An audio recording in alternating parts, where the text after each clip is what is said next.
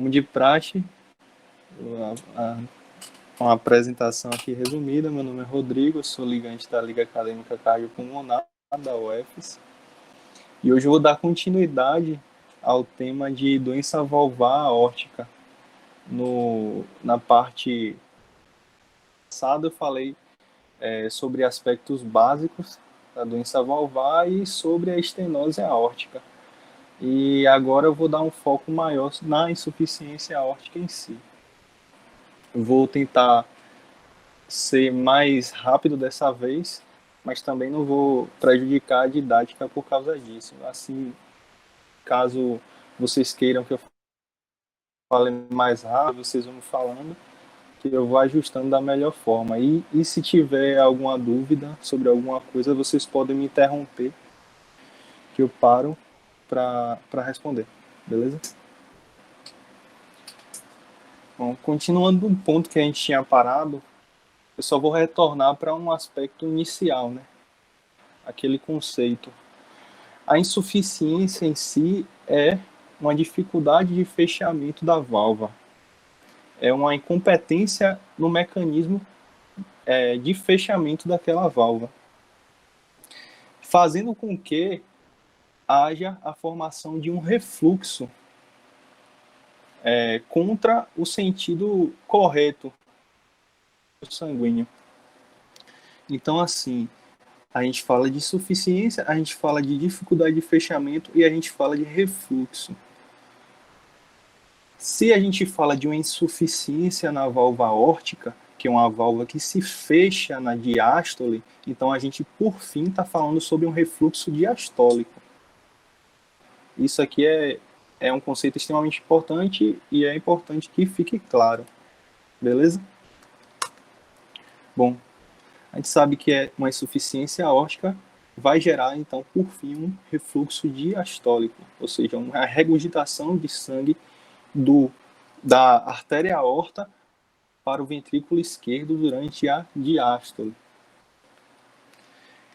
Esse sangue que vai ser regurgitado para o ventrículo esquerdo no momento de diástole, ele vai se somar ao sangue que está saindo do átrio esquerdo para o ventrículo esquerdo também na diástole. Então isso aí vai acarretar o quê? Você vai ter um volume bem maior do que um volume normal para aquela câmara cardíaca. Isso aí se configura com a sobrecarga de volume, já que você vai ter um volume em excesso que vai tender a elevar as pressões no interior daquela câmara, vai elevar a carga que chega antes. Então você vai ter uma sobrecarga de volume.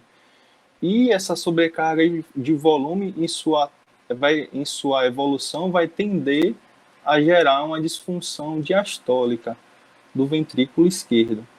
Por quê? Porque aquele volume vai exceder a capacidade das paredes do ventrículo de conter aquele fluxo sanguíneo, excedendo essa capacidade de conter, de receber aquele sangue, vai ocorrer o aumento da pressão intracavitária. Isso aí se configura uma disfunção diastólica, porque isso ocorre justamente na diástole. E para isso, o ventrículo esquerdo ele passa por um mecanismo de compensação, né? Que é que ele tem um volume excessivo que está ultrapassando sua capacidade, ele vai tender a se dilatar.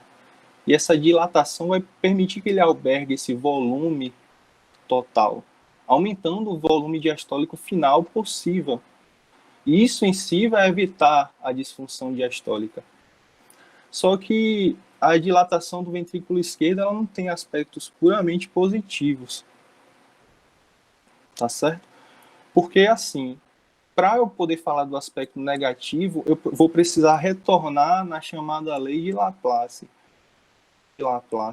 Ela fala sobre o estresse na parede do ventrículo. Lei de Laplace é igual a estresse parietal na parede da câmara. Estresse na parede da câmara é igual a pós-carga.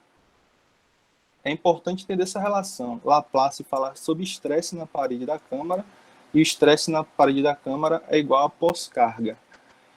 O estresse em si e a pós-carga vão ser diretamente proporcionais à pressão dentro da cavidade, diretamente proporcional ao raio da cavidade do ventrículo esquerdo e inversamente proporcional à espessura dessa cavidade. Então, se vocês observarem, quando o ventrículo esquerdo, por forma compensatória, ele dilata, ele vai estar aumentando o raio dessa cavidade. E por aumentar esse raio da cavidade, vai aumentar o estresse, vai aumentar a pós-carga. Então, assim, além desse aumento de pré-carga, além da sobrecarga de volume, na insuficiência cardíaca você ainda tem uma sobrecarga de pressão por causa desse aumento da pós-carga gerado por uma dilatação do ventrículo esquerdo. E isso em si, né, você aumentar a pós-carga, você dificultar a saída do sangue daquele ventrículo, vai fazer com que surja aí uma disfunção sistólica, uma dificuldade justamente da ejeção do sangue do ventrículo esquerdo para frente. Só que a resposta do ventrículo a essa evolução aí vai ser aumentar a sua massa muscular. Aí em si vai ocorrer hipertrofia, ou seja, aumento da massa muscular, e essa hipertrofia ela é caracteristicamente excêntrica. Por que excêntrica? Porque ao mesmo tempo que você tem um aumento da espessura da parede, ó, eu tô aumentando aqui o denominador, então eu vou reduzir a pós-carga.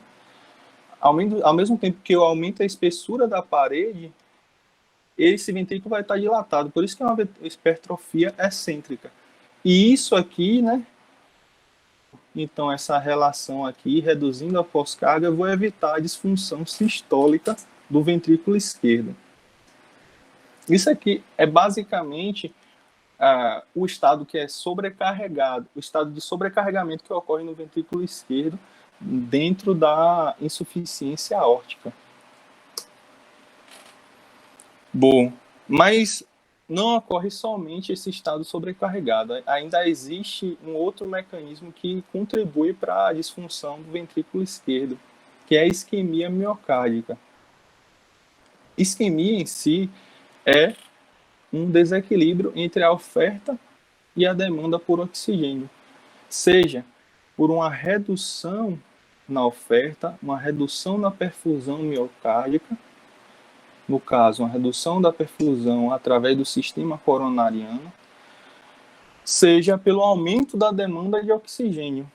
Isso vai provocar um desbalanço, um desequilíbrio que vai resultar em isquemia. Quando a gente fala em redução de perfusão, alguns aspectos devem ser entendidos, principalmente o fato de que quando ocorre o refluxo sanguíneo ao ventrículo esquerdo durante a diástole, a pressão dentro da aorta, na diástole, ela vai tender a cair. Então, o gradiente de pressão, que é essencial durante a diástole, para que ocorra a perfusão do sistema coronariano, ele vai estar defasado, vai estar extremamente prejudicado. E esse prejuízo vai fazer com que, desde a origem das artérias coronárias, você já tenha uma redução da perfusão. Desde a origem, você vai ter uma dificuldade de adentrar sangue para aquele sistema. Mas não é só isso que ocorre, tá bom? Você tem um aumento da TEV, que é o tempo de ejeção ventricular, porque você tem um volume sanguíneo excessivo para ser ejetado durante a sístole, e ao mesmo tempo você tem uma redução da diástole. Essa redução da diástole vai fazer com que se exacerbe esse processo, e o aumento da sístole vai fazer com que se exacerbe um outro processo, que é a compressão extrínseca da microvasculatura. Você vai ter uma sístole prolongada, numa musculatura que é hipertrofiada, que é aumentada, que vai tender a comprimir os vasos que estão em seu interior. Vão comprimir os vasos em seu trajeto, fazendo com que haja dificuldade do sangue para circular naquele tecido. Além disso, né, existe uma demanda metabólica muito maior. Um tecido hipertrofiado ele vai demandar muito mais por oxigênio. Isso aí já termina esgotando a própria reserva durante o repouso, tá bom? E saindo do entendimento da perfusão miocárdica reduzida, a gente também tem que entender que existe um aumento da demanda por oxigênio dentro da insuficiência aórtica, já que o tecido muscular ele vai estar hipertrofiado e existe um estado de pós-carga excessiva, uma pós-carga aumentada, que vai fazer com que aquele músculo trabalhe mais e exija mais oxigênio. Beleza?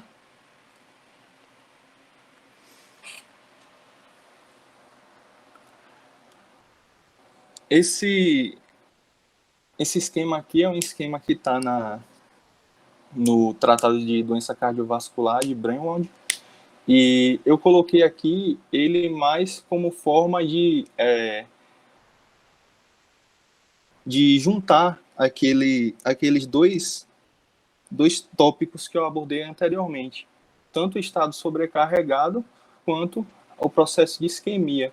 E tudo isso vai estar contribuindo para a insuficiência do ventrículo esquerdo, vai estar contribuindo para uma disfunção ventricular esquerda. Agora está parecendo que ficou todo alterado aqui as setas, não sei porquê exatamente. Alguém consegue me responder? Parece que alterou totalmente aqui a configuração do slide. Deixa eu dar uma olhada aqui rapidinho. Rapaz. E aqui tá correto, agora quando eu tava... Agora ficou correto, deixa eu ver quando... Uhum. Puxa. Estranho. Mas dá para conseguir explicar? Dá. Na verdade, isso aqui é só um resumo daqueles que eu falei. Eu só fiz juntar os dois, entendeu? Uhum. É basicamente aqueles dois processos, só que juntos. Não dá para entender, dá para entender bem. Eu acho que é um problema da própria apresentação aqui, porque quando eu saio, que fica aqui fora, ele fica certinho, tá vendo? Ele fica certinho. As setas e tal. Não sei. Enfim. Vou passar. Né?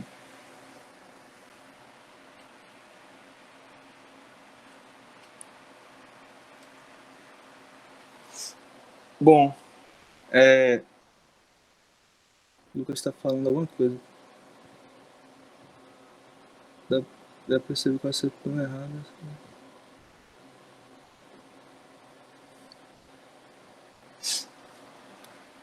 Beleza. Ao longo da evolução da insuficiência aórtica crônica, uma doença que tende a progredir ao longo de anos, a gente vai separar ela didaticamente em duas fases. Tem uma fase compensada, que é a fase em que é marcada pelos mecanismos compensatórios, e que o indivíduo, por estar compensado, vai tender a ser assintomático ou pseudoassintomático. É aquele indivíduo que, durante uma anamnese, não se percebe algum sintoma, mas quando ele é submetido a um teste de esforço, por exemplo, ele vai tender a manifestar aqueles sintomas, ou então alguma reação anormal. E a fase descompensada, que ao longo de anos, por causa daquele estado sobrecarregado do ventrículo esquerdo, por causa da isquemia, você vai ter a disfunção. Além disso, você vai ter morte celular e fibrose, e tudo isso vai terminar contribuindo para a gênese de sintomas. E o que é que causa a insuficiência aórtica? Aqui eu vou precisar dividir duas formas de insuficiência aórtica, porque ela pode se apresentar tanto de forma crônica ou de forma aguda, abrupta. As causas de uma insuficiência aórtica aguda geralmente são a endocardite infecciosa e a dissecção aórtica. Existe também o trauma cardíaco, mas eu terminei esquecendo de colocar aqui. Mais para frente eu coloco ele. E a insuficiência aórtica crônica, a gente vai ter dois tipos de causa principais, né? Ou é uma doença, uma lesão primária, uma lesão direta na válvula, uma doença valvar primária, ou é uma doença que gera dilatação da raiz da artéria aorta. É uma doença da raiz aórtica. E as principais causas que estão nesses dois grupos são, no caso, as doenças que geram a lesão direta na válvula, é a cardiopatia reumática crônica, a degeneração mixomatosa e a válvula bicúspide congênita. E no caso das doenças da raiz aórtica, as principais são a aterosclerose da artéria aorta ascendente e a necrose cística da túnica média. Existem outras causas? Existem, mas essas aqui são as principais e as mais encontradas. A principal causa que acomete a raiz da aorta é a aterosclerose da aorta ascendente. Você tem um processo degenerativo na parede daquele vaso que vai tender a ir cedendo a pressões elevadas, porque principalmente a aterosclerose ela é uma doença que é muito encontrada em indivíduos que têm hipertensão arterial sistêmica. Então você imagina um processo em que você tem um vaso, uma parede fragilizada e que uma pressão sistólica elevada vai gerar a dilatação daquela região. Então, você tem uma dilatação naquela região que termina por dilatar também o orifício valvar. Tá certo? É uma das causas mais frequentes, principalmente em indivíduos de idade avançada. Tá certo? E também está associada aos fatores de risco para a esclerose aórtica calcífica. Necrose cística é um processo degenerativo que ocorre na túnica média.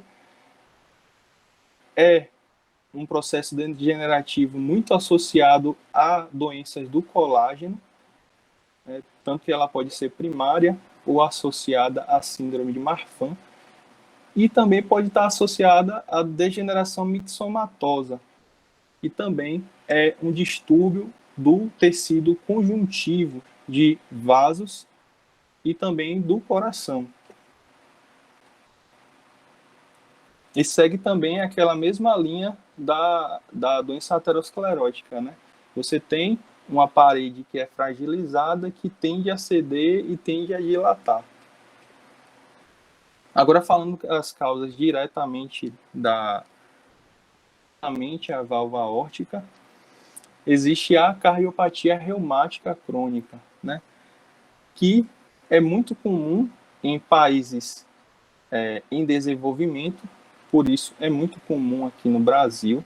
E ao contrário da doença valvar de etiologia reumática, que não da válvula aórtica, por exemplo, doença valvar mitral, doença valvar tricúspide, quando causada por etiologia reumática, geralmente tende a acometer mulheres. Aqui na válvula aórtica é o contrário.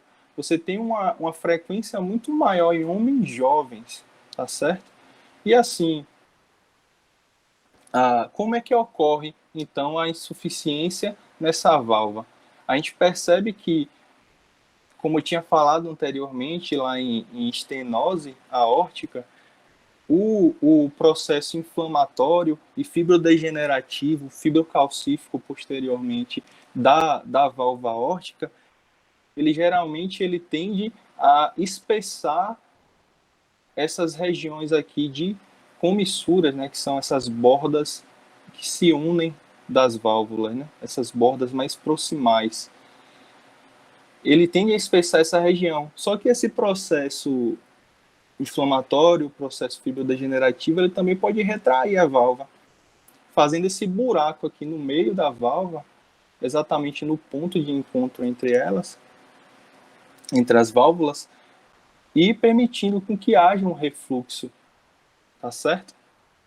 É frequente que haja a dupla lesão aórtica justamente por esse mecanismo, né? Já que associado ao espessamento, a dificuldade de abertura e estenose, você também tem uma retração, tá certo? Que impede que ela se feche adequadamente, gerando um refluxo. Então você tem uma estenose e um refluxo muito comumente. E a degeneração mixomatosa, que é uma doença degenerativa do tecido conjuntivo, né? Do coração, tecido conjuntivo de vasos, e que a insuficiência aórtica, tá certo? Ela está muito associada também a outras doenças do colágeno, como a síndrome de Marfan, Ehlers-Danlos e o pseudoxantoma elástico. A válvula bicúspide congênita também é uma causa de insuficiência aórtica, porém muito mais como causa de estenose aórtica. Só que assim, quando você tem uma válvula anatomicamente anômala, é muito provável que ela gere também uma dificuldade de fechamento, tá certo? E assim, isso é expresso na forma de dupla lesão. Geralmente ocorre uma dupla lesão, ocorre a estenose e uma insuficiência ao mesmo tempo. Falando agora de causas de insuficiência aórtica aguda, a gente fala de endocardite infecciosa, é um processo infeccioso que vai ocorrer na válvula com a formação de vegetações infecciosas, gerando um processo inflamatório que tende a retrair aquela válvula e por si só já poderia gerar uma dificuldade de fechamento, uma insuficiência, mas pode ocorrer também com um processo infeccioso a perfuração desse tecido valvar. Se esse tecido valvar é perfurado, vai tender a formar um refluxo também.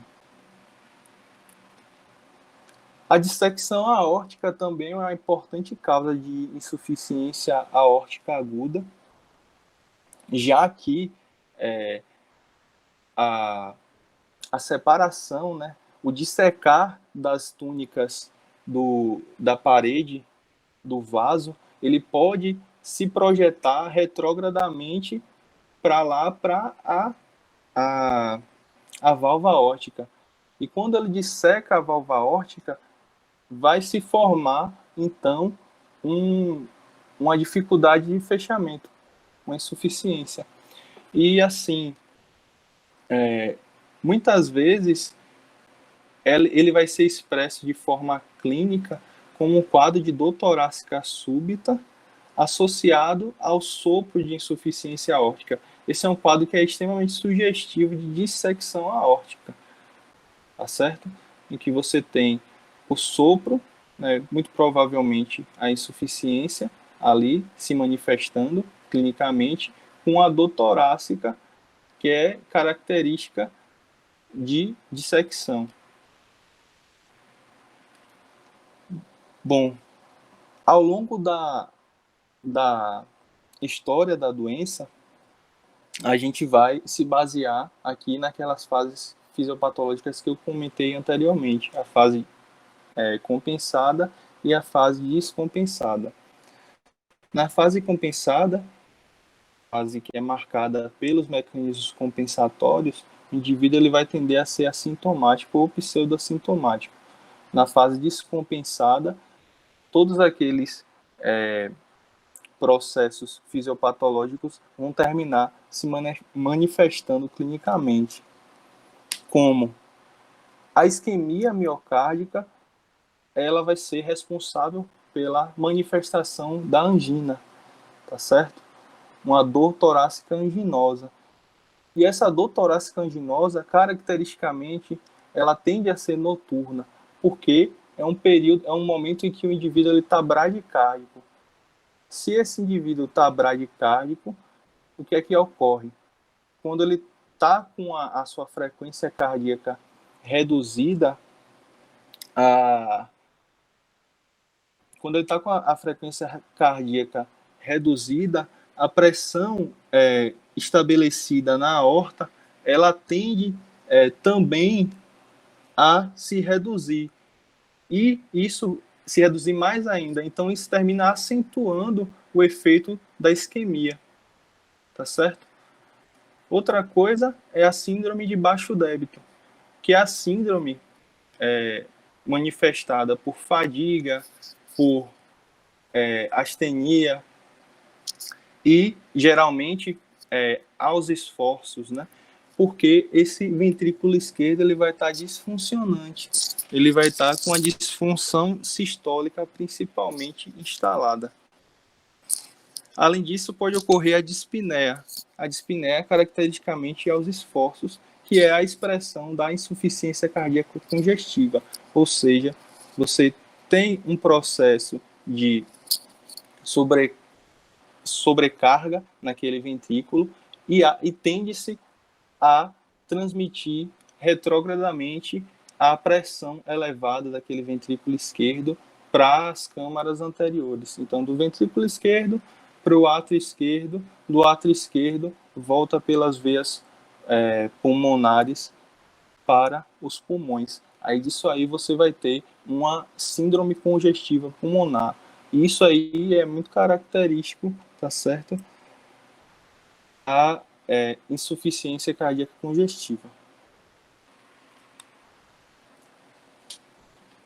Falando agora do exame físico, o exame cardiológico na insuficiência aórtica, a gente vai perceber que a grande parte dos sinais que são notados no exame físico são resultantes do aumento da pressão diferencial. Ou seja, o aumento, uma pressão sistólica que está extremamente elevada, menos uma pressão diastólica extremamente baixa. Então, isso aí termina se expressando clinicamente com alguns sinais. Quando a gente vai aferir a pressão arterial, a gente vai perceber uma PA divergente, que é justamente isso que eu acabei de falar. Você tem uma pressão sistólica geralmente elevada, principalmente porque muitos pacientes eles são hipertensos, e uma pressão diastólica baixa, tá certo? Outra coisa é o sinal de Rio. O sinal de Rio é quando você tem uma diferença de pelo menos 60 miligramas de mercúrio, 60 milímetros de mercúrio, desculpe, entre o membro superior e o membro inferior, quando medidos com manguito no braço e na região poplítea. Em relação ao pulso arterial, especificamente o pulso arterial radial, pode-se perceber o pulso de Corrigan ou pulso em martelo d'água, que é aquele pulso que tende a se elevar amplamente de forma rápida, mas ele tem um colapso muito abrupto. Ele é chamado de pulso em martelo d'água ou pulso de Corrigan, e também é uma expressão da pressão diferencial aumentada. Existe também a possibilidade de ser apresentado o pulso bisferiens. O pulso bisferiens é um pulso que ascende em dois momentos. Ele tem dois picos sistólicos, fazendo com que o indivíduo que esteja palpando aquele pulso, ele perceba como se aquele pulso acendesse 2 vezes. É muito comum utilizar-se da seguinte frase na insuficiência aórtica crônica grave. Tudo pulsa na insuficiência aórtica. Por quê? Porque muitas vezes são percebidos alguns sinais dessa pressão diferencial aumentada de forma muito nítida. Por exemplo, existe o sinal de Musset, de pulsação da cabeça. A cabeça do indivíduo ela vai tender a pulsar no ritmo cardíaco. Existe o sinal de Miller, que é a pulsação da úvula. Da mesma forma, a úvula pulsando junto com o ritmo cardíaco. Existe o sinal de Kink, que é o sinal da pulsação dos capilares subiunguiais. Existe o sinal de Traub, que são ruídos sistólicos e diastólicos audíveis sob a artéria femoral. É o também chamado pistol shot, ou ruído de pistola. Parece uma pistola assim disparada. Existe o sinal de Duroziers, que é um sopro sistólico na artéria femoral, quando ela é comprimida em uma região proximal, e um sopro diastólico, quando ela é comprimida em uma região distal. Existe o sinal de Becker, que é uma pulsação da íris. A pupila ela tende a dilatar e contrair de acordo com o ritmo cardíaco. Existe o sinal de Rosenbeck, que é a pulsação do fígado. O sinal de Gerhard, a pulsação do baço. E existe o sinal de Mayne, que é uma queda de 15 milímetros de mercúrio ou mais da pressão arterial diastólica no membro superior, quando ele é elevado. Ou seja, você fez a aferição daquela pressão arterial no membro superior e quando você eleva, você percebe que há uma queda da PA diastólica. Eu trouxe alguns vídeos aqui. Esse aqui é o sinal de Musset, que é o sinal da pulsação da cabeça, em que o indivíduo, à medida que ele fica parado, você percebe que a cabeça dele ele se mexe de trás para frente. É o sinal de insuficiência aórtica crônica grave.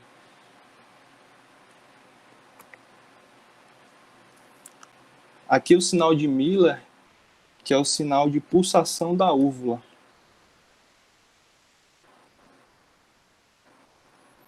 Em que a úvula ela tende a pulsar junto com o ritmo cardíaco. Vocês estão conseguindo ver os vídeos? Está tendo algum delay assim?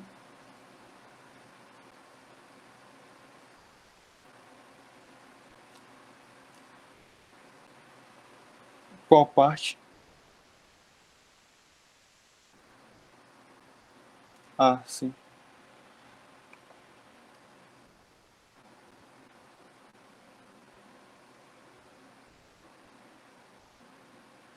A úvula ela tende a pulsar junto com o ritmo cardíaco. Aqui, o sinal de Musset.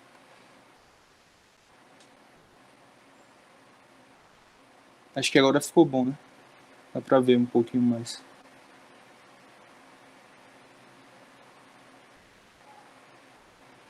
Deu para ver? Beleza.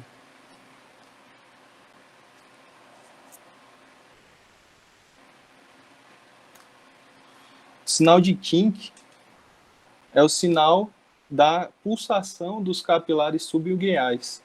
Você faz uma leve compressão na ponta da unha e com essa leve compressão você vai conseguir ver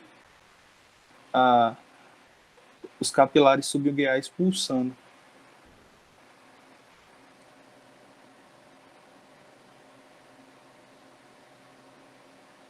Tá dando para ver? Eu acho que tá dando um delay aqui, né?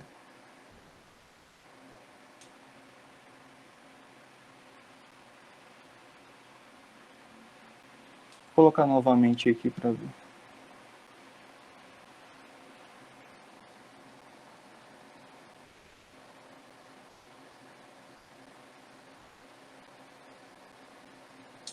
Beleza. O sinal de Becker, que é aquele sinal de pulsação da íris, em que a pupila ela tende a contrair e dilatar de acordo com os batimentos cardíacos.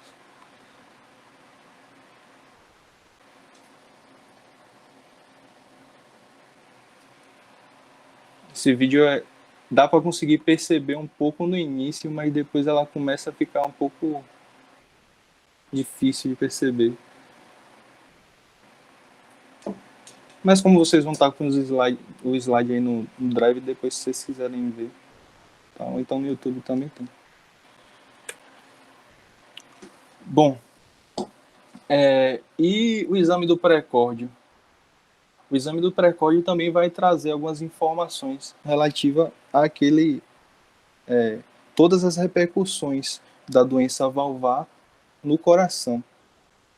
A hipertrofia excêntrica do ventrículo esquerdo, né? Ou seja, você tem um ventrículo esquerdo dilatado e você tem um ventrículo esquerdo hipertrofiado. Vai fazer com que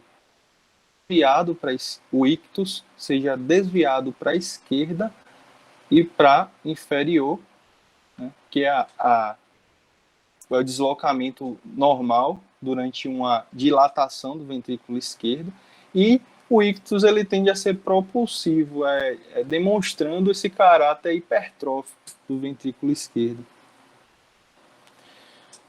Pode ser percebido um impulso protodiastólico, ou seja, um impulso no pré-córdio no início da diástole, né?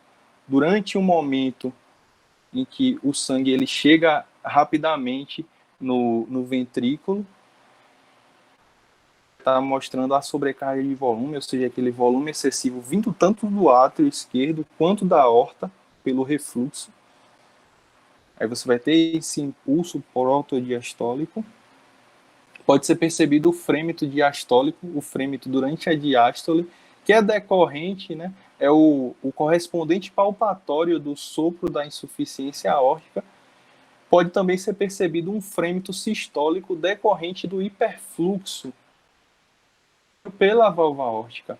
É intuitivo assim você pensar, né, que o volume excessivo que é represado no ventrículo esquerdo durante a diástole vai tender a ir para frente na sístole, né? Só que é um volume excessivo que vai gerar um hiperfluxo pela válvula.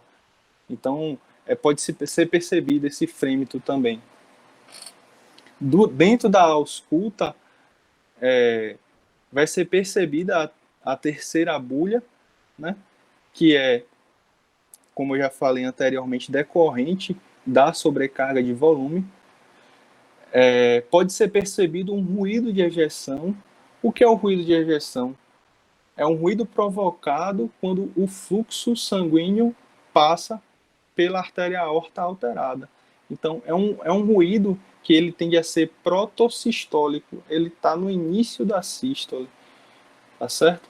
É um ruído que, logo quando o sangue ele é ejetado para aquele vaso anormal, aquele vaso doente, ele vai ser percebido, e vai ser percebido no início da sístole. Ele é também chamado até de estalido protossistólico, ou clique protossistólico.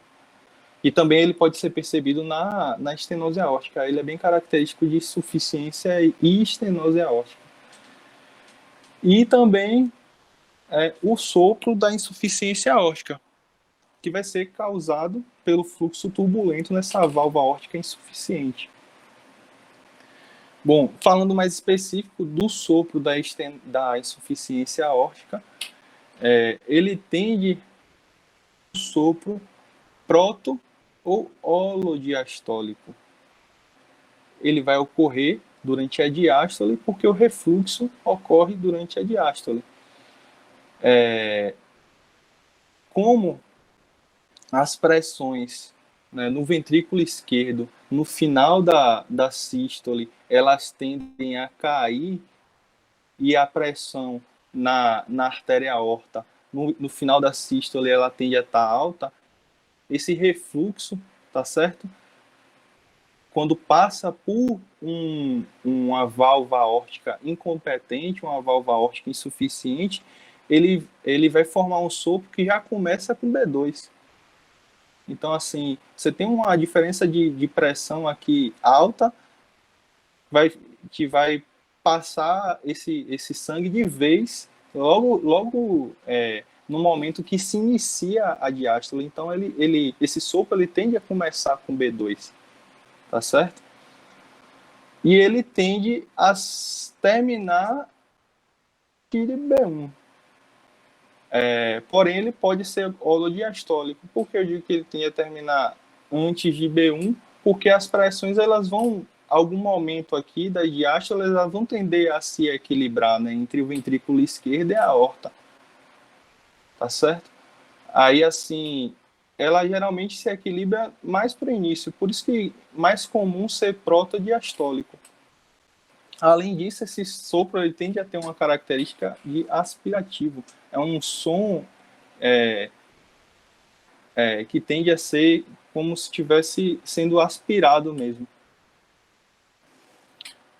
E esse sopro da insuficiência aórtica, geralmente, ele tem a sua intensidade máxima no foco aórtico ou no foco aórtico acessório. O medicurso em si, ele traz falando que você pode fazer uma certa estratificação, né, da origem daquele processo, né? Se você tem um sopro de insuficiência aórtica, que ele é mais intenso no foco aórtico, pode-se pensar que a etiologia é uma dilatação da artéria aorta. Quando você tem um sopro que ele é mais intenso no foco aórtico acessório, pode-se pensar que a etiologia daquela insuficiência ela seja diretamente valvar. Entenderam? Além disso, esse sopro ele tende a se alterar com manobras, né? A hand grip, que é uma resistência isométrica, ela tende a aumentar a resistência periférica e assim aumenta a intensidade do sopro, porque vai estar deslocando o sangue da periferia para o coração. E quando é feito o oposto, né, com o valsalva, ou então quando é feito o uso de vasodilatadores também, como você tem um deslocamento do sangue do centro para a periferia, a intensidade desse sopro ele geralmente tende a diminuir, tá certo? Aqui eu coloquei um videozinho que traz a representação do sopro e o som desse sopro. É importante perceber um pouquinho do caráter aspirativo que ele tem.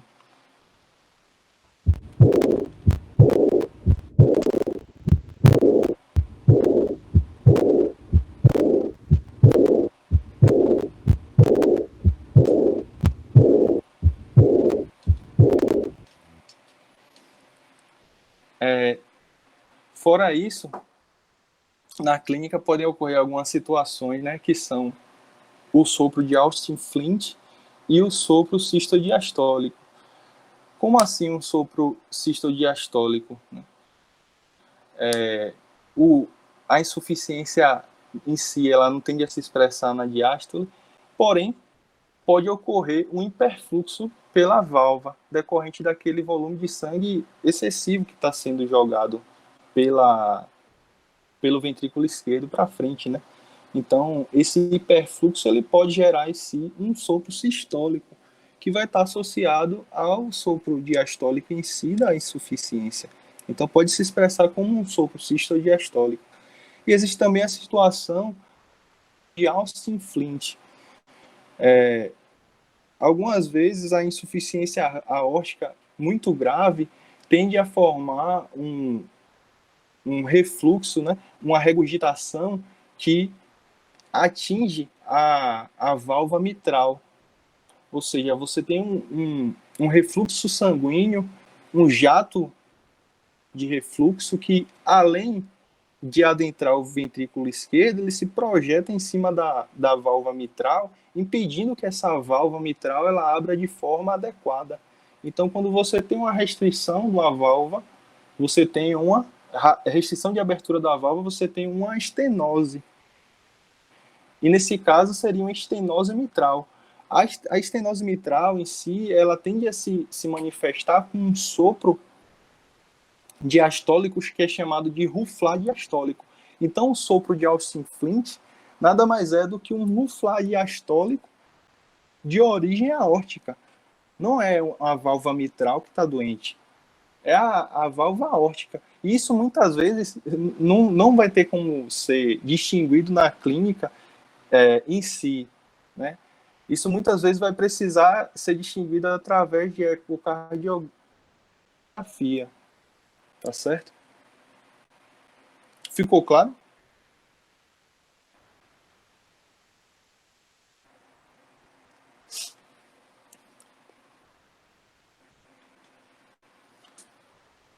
Bom, e como é que a insuficiência aórtica ela tende a evoluir, né?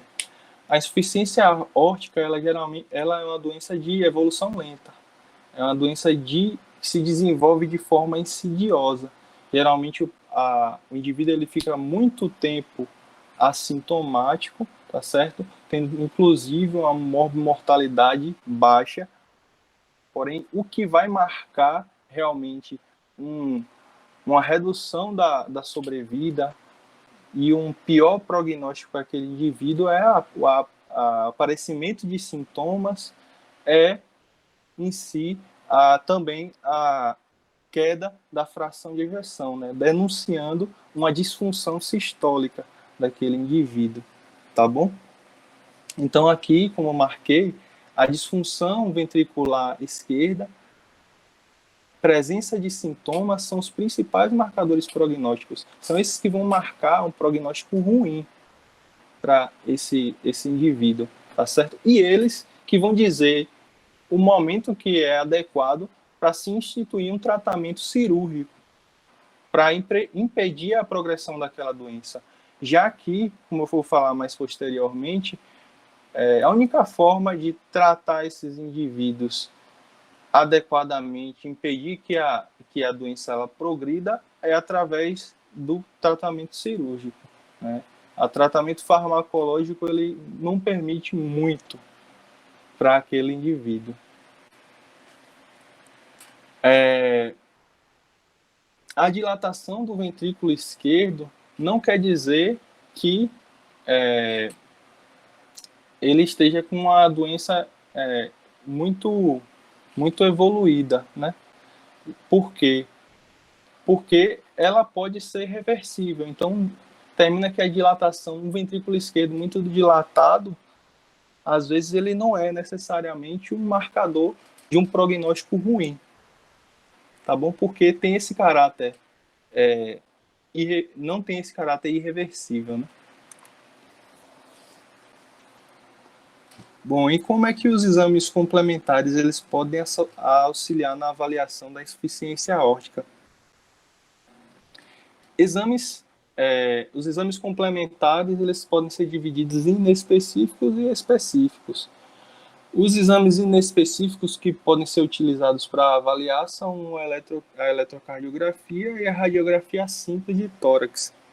Na eletrocardiografia, o que vai ser percebido são os sinais de sobrecarga do ventrículo esquerdo, principalmente, tá certo?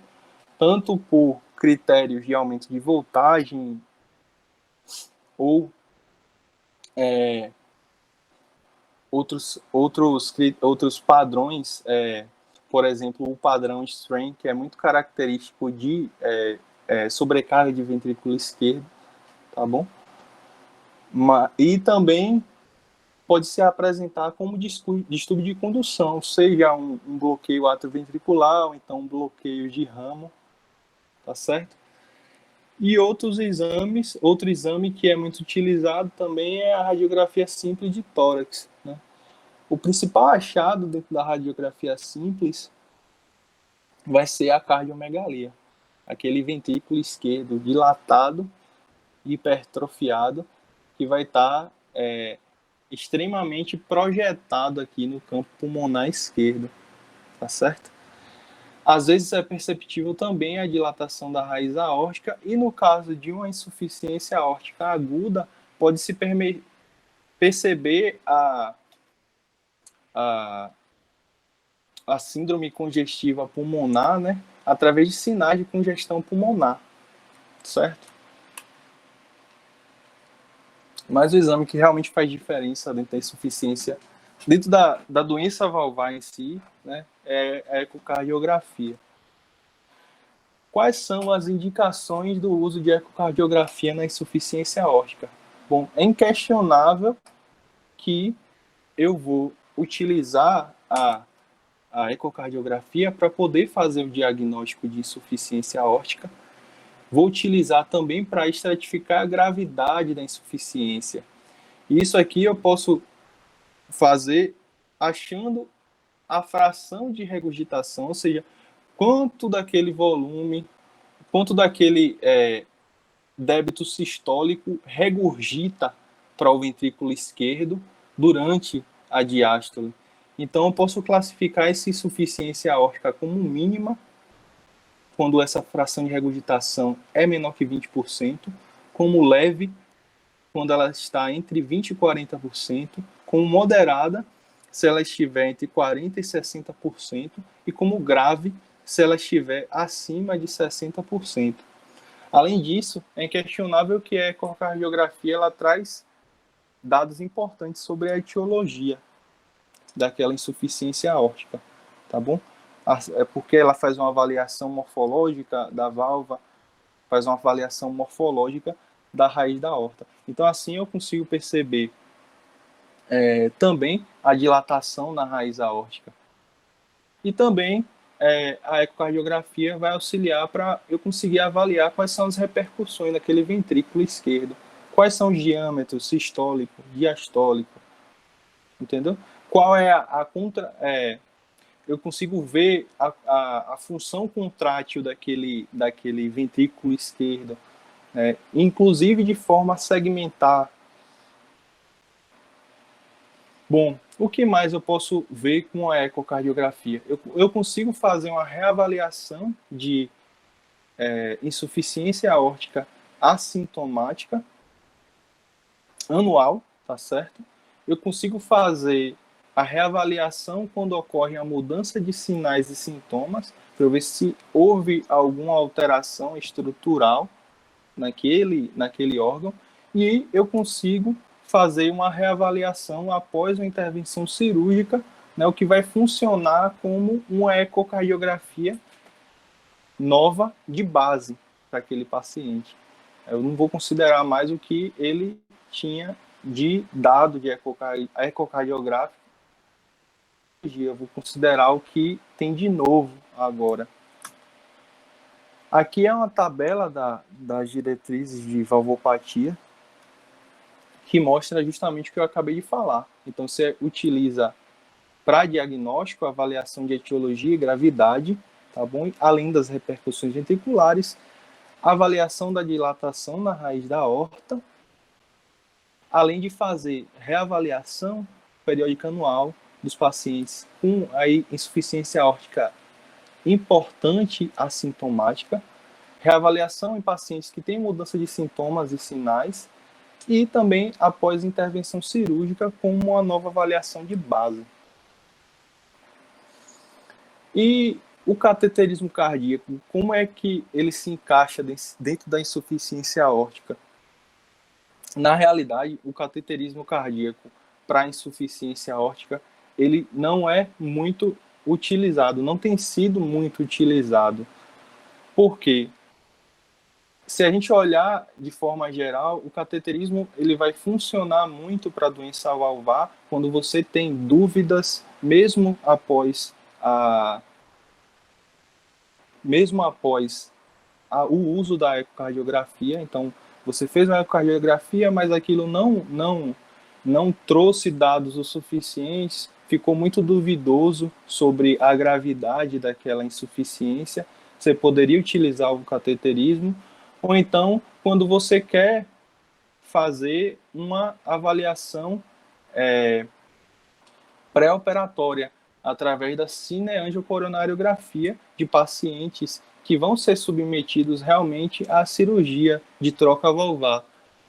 Pacientes do sexo masculino acima de 45 anos, acima de 40 anos, sexo feminino acima de 45 anos, ou pacientes de ambos os sexos que tenham fatores de risco para a doença arterial coronariana, tá certo? É importante você fazer esse exame.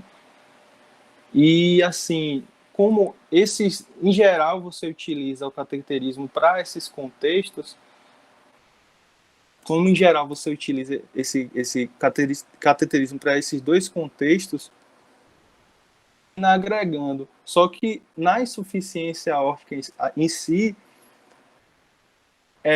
os exames não invasivos, geralmente eles são muito conclusivos. E outra questão também é que, ao invés da cineangiocoronariografia, tem sido muito utilizado a tomografia computadorizada, que é um exame que não é invasivo e ele vai permitir uma avaliação muito boa, tanto da topografia coronariana quanto da artéria aorta. Então, assim, não tem sido muito utilizado, mas há indicações, né? Quando os exames de imagem eles não são conclusivos, tá certo? Você vai fazer para idade daquela insuficiência, vai fazer para avaliar a função do ventrículo esquerdo e também para ver o grau de dilatação da raiz aórtica. E também como um pré-operatório através da cineangiocoronariografia. Tá bom? Isso aqui a tabela que está nas diretrizes, que é basicamente o que eu falei aqui anteriormente. Bom, a tomografia computadorizada e ressonância magnética também são utilizados dentro do contexto de insuficiência aórtica. Né? A tomografia computadorizada ela permite a avaliação da dilatação da raiz aórtica. Eu consigo ver a aorta torácica em toda a sua extensão, né? Pouco do que eu falei anteriormente. E também você consegue fazer angiotomografia de coronárias, substituindo a cineangiocoronariografia pré-operatória, tá certo? E a ressonância magnética? Ressonância magnética também é preferível em relação ao cateterismo cardíaco, tá certo? Se você tiver disponível, é preferível que seja utilizada a ressonância magnética, porque vai ser o exame mais acurado para medir gravidade, inclusive para medir gravidade, para ver as repercussões no ventrículo esquerdo, tá certo? E vai suplementar os dados que você não teve com a ecocardiografia, ou então que ficou muito duvidoso com a ecocardiografia, tá certo? Vai permitir avaliar a morfologia e função do ventrículo esquerdo, a morfologia da válvula, a morfologia da artéria aorta. Bom, e como é que a gente trata o paciente com insuficiência aórtica? A gente usa de drogas para tratar esse paciente. Bom, o que é que existe de evidência sobre o tratamento farmacológico? Né? Na verdade, não existem evidências suficientes que embasem você usar a droga para retardar. Existem estudos que tentam tentam avaliar a possibilidade de vasodilatadores serem úteis para retardar a progressão da doença em indivíduos com insuficiência aórtica importante, mas que são assintomáticos. Por que um vasodilatador? Né? Porque você, utilizando o vasodilatador, você iria desviar o sangue para a periferia, você tenderia a diminuir o estado sobrecarregado daquele coração e, em si, né, em tese, diminuiria a progressão da doença. Só que os estudos com vários vasodilatadores, IECA, nifedipina, não têm mostrado reais benefícios nesse intuito de retardar a progressão da doença nesses pacientes. Então, assim, não é indicado fazer uso de vasodilatador nesses pacientes que são assintomáticos. E assim, existe uso para vasodilatador em pacientes com insuficiência aórtica crônica? Existe, principalmente naqueles pacientes que não podem fazer um procedimento cirúrgico e que são hipertensos. Então, um paciente que tem insuficiência aórtica crônica, é muito bom fazer o uso de vasodilatador para tratar a hipertensão, tá certo? É muito indicado. E assim, você pode fazer o uso de vasodilatadores também naqueles pacientes que têm insuficiência aórtica importante, que seja assintomático ou que tenha uma disfunção do ventrículo esquerdo e tenha contraindicações para um tratamento cirúrgico. Ou então, você utilizar como uma ponte de curto prazo para você poder entrar com um tratamento cirúrgico, com a intervenção cirúrgica.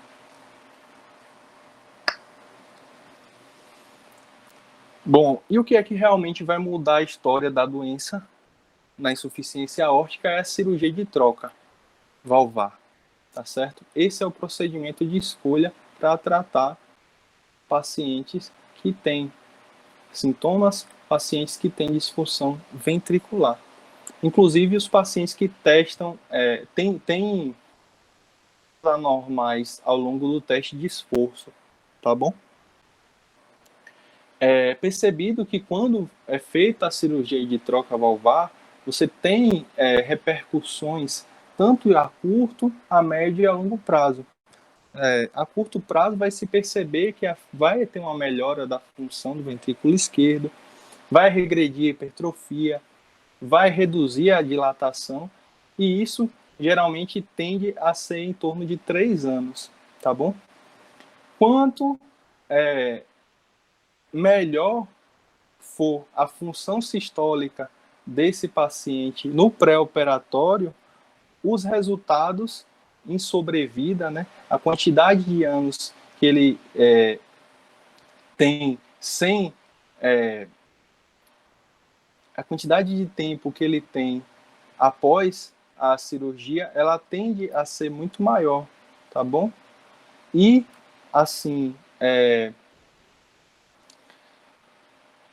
a cirurgia de troca valvar, ela não é recomendada nos pacientes com insuficiência aórtica importante, assintomática, ou com função ventricular normal, ou com uma tolerância adequada ao exercício. Geralmente vai ser o oposto, né? Que eu tinha comentado anteriormente, paciente sintomático com disfunção ventricular, então os pseudo-assintomáticos pelo teste de esforço. Aqui é um esquema que mostra as indicações para o tratamento cirúrgico, cirurgia de troca valvar dentro da insuficiência aórtica crônica. Traz aqui, inclusive, a insuficiência aórtica aguda ou uma crônica agudizada, que em si, né, necessita de tratamento cirúrgico de forma precoce, tá bom? Então, ela tem ela é inquestionável, né, essa indicação para a cirurgia de troca valvar. Bom, mas quando a insuficiência aórtica é importante e o indivíduo está sintomático, também é inquestionável que ele vai precisar fazer um tratamento cirúrgico.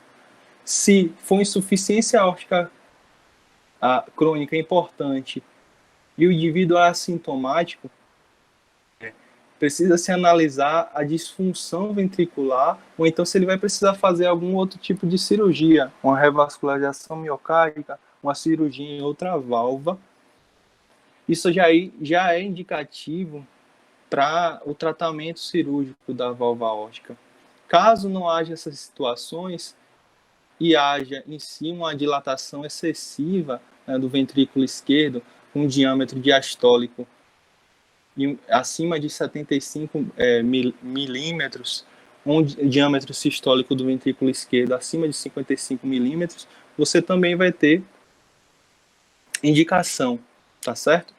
Mas se esses diâmetros eles não são tão elevados e estão dentro dessa faixa de 70 a 75 na diástole, de 50 a 55 na sístole, e existe uma evidência de resposta anormal ao exercício, ou seja, o indivíduo no teste de esforço ele desenvolveu uma hipotensão, ou então teve alguma alteração eletrocardiográfica, esse indivíduo também vai ser aconselhável fazer o tratamento cirúrgico da válvula aórtica. Caso tudo isso aqui seja descartado, é adequado o acompanhamento clínico unicamente. Se o indivíduo ele tem uma insuficiência aórtica moderada e ele vai precisar passar por alguma outra cirurgia ele pode ser indicado, né? É recomendado fazer a indicação da cirurgia de troca valvar, se não, somente o acompanhamento clínico. Bom, eu falei aqui praticamente a todo momento sobre insuficiência aórtica crônica, mas existe também a possibilidade de uma insuficiência aórtica aguda. Como eu comentei anteriormente, ela pode ser causada por algumas situações. As principais são a endocardite infecciosa, a dissecção aórtica e o trauma cardíaco.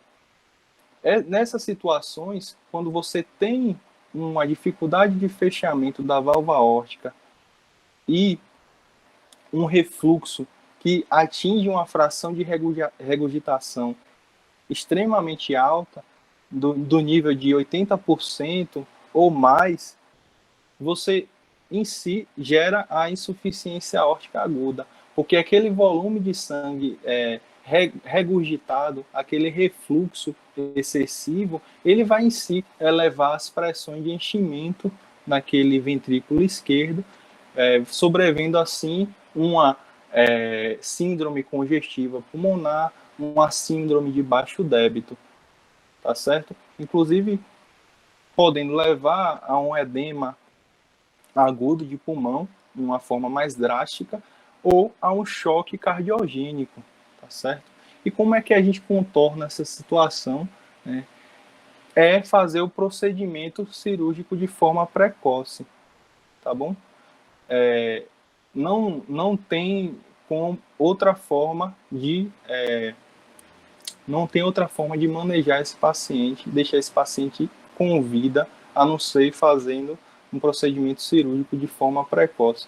O tratamento farmacológico pode auxiliar, sim, o uso de inotrópicos como a dobutamina, ou então fazer o uso de um vasodilatador como nitroprusiato de sódio pode auxiliar, mas somente como uma ponte para você poder fazer um reparo, uma troca da válvula. Então, nesse contexto, realmente é imprescindível fazer um procedimento cirúrgico. Bom, essas aqui foram as minhas referências que eu utilizei para fazer essa aula.